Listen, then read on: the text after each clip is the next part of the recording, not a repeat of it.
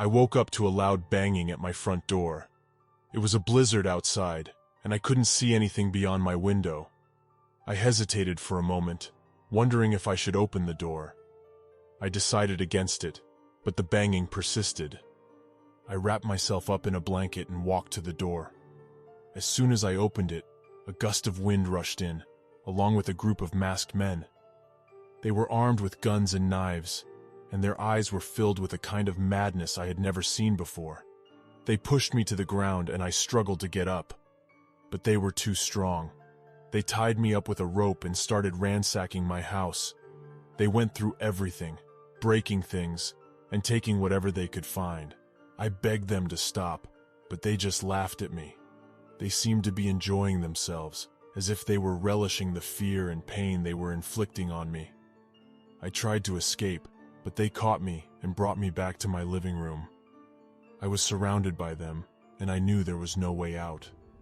They started torturing me, cutting me with their knives and burning me with cigarettes. My screams echoed through the house, but no one was around to hear them. Hours passed, and I thought I was going to die. But they didn't kill me. Instead, they left me there, tied up and bleeding, in the middle of my destroyed home. The blizzard outside had grown worse, and I was trapped.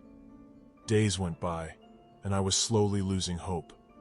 I was starving, freezing, and my wounds were infected.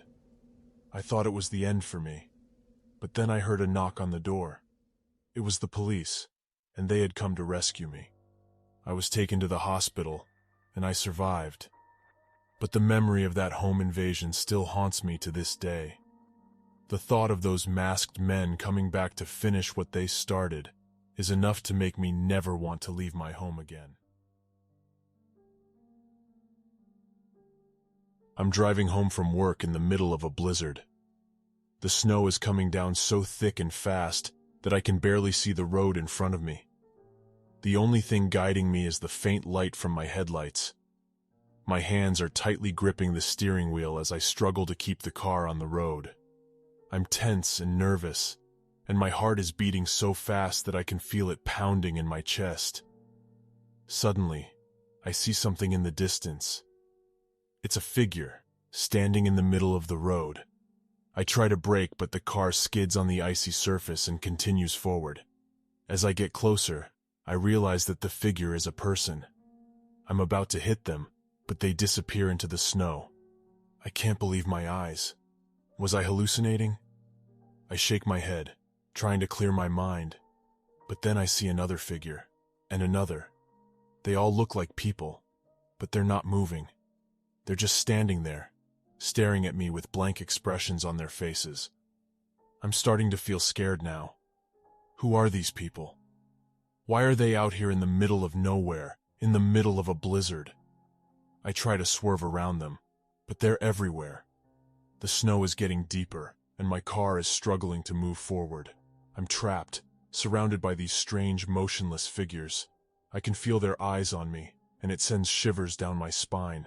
I'm starting to panic. I have to get out of here. I try to reverse, but the car won't budge.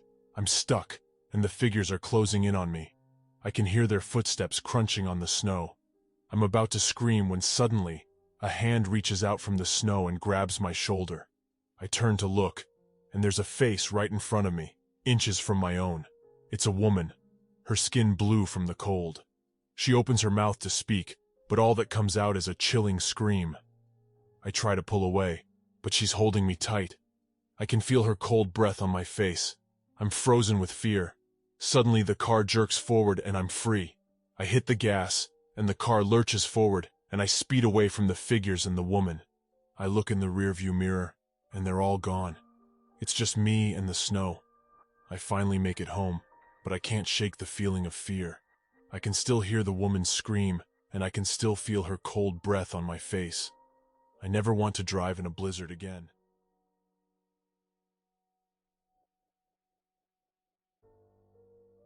The blizzard had come out of nowhere, blanketing the small town in snow and causing schools to shut down. But for some reason, my school had decided to remain open. Maybe it was because we were a private school, Or maybe it was because the administration thought the students would appreciate having something to do on a snow day. Whatever the reason, I was stuck there. As the day wore on, the storm worsened, and before I knew it, we were locked down. The school was a maze of hallways and classrooms, and as I wandered the empty halls, I couldn't shake the feeling that I wasn't alone. The silence was oppressive, broken only by the howling of the wind outside. I made my way to the library, hoping to find some solace in books, but as I walked through the aisles, I noticed something strange. The books were all upside down, as if someone had come through and intentionally messed them up. I tried to ignore the feeling of unease that settled in my stomach, and instead focused on finding a book to read. But as I reached for one on a high shelf, I heard a sound behind me. I spun around, but there was no one there. I told myself it was just my imagination, but then I heard it again. Footsteps, coming from somewhere in the stacks. I crept down the aisle, my heart pounding in my chest, and that's when I saw it. A figure, huddled in the shadows, watching me. I couldn't make out any features, but I knew it wasn't a student or a teacher. It was something else entirely. Something that shouldn't have been there. I backed away slowly, but then it stood up, and I saw its face, or lack thereof. Its head was just a featureless mass of flesh, no eyes, no nose, no mouth. I screamed and ran, not caring where I was going, just desperate to get away. But the thing pursued me, its footsteps echoing through the empty halls. I ducked into a classroom and locked the door behind me, my breath coming in ragged gasps. I could hear it on the other side, scratching and pounding, trying to get in. Hours passed, and the storm outside raged on. I don't know how long I sat in that classroom, waiting for the thing to leave, but eventually the noise stopped. When I finally emerged, the school was still locked down, but the creature was nowhere to be found. It was as if it had never existed at all, but I knew it had, and I knew that I would never be able to forget the terror I had felt, alone in that school during a blizzard.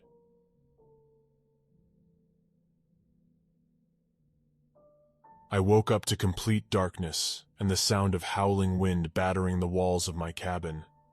The blizzard outside was relentless, and the snow was coming down so hard that I could barely see anything. I reached over to the nightstand and fumbled for my phone, but it was dead. I was stranded in the middle of nowhere with no way of contacting anyone for help. I tried to remember how I had ended up here. My car had broken down a few miles back, and I had no choice but to walk the rest of the way. But in the midst of the blizzard, I had lost all sense of direction. I had stumbled upon this cabin by sheer luck, and it had seemed like a stroke of good fortune. But now, I wasn't so sure. The silence was deafening, broken only by the howling of the wind. I stood up and walked over to the window. The snow was so thick that I couldn't see more than a few feet in front of me. The trees were bending under the weight of the snow, and I could hear the branches creaking under the strain. I felt a shiver run down my spine as I realized just how isolated and vulnerable I was. And then, I heard a knock at the door.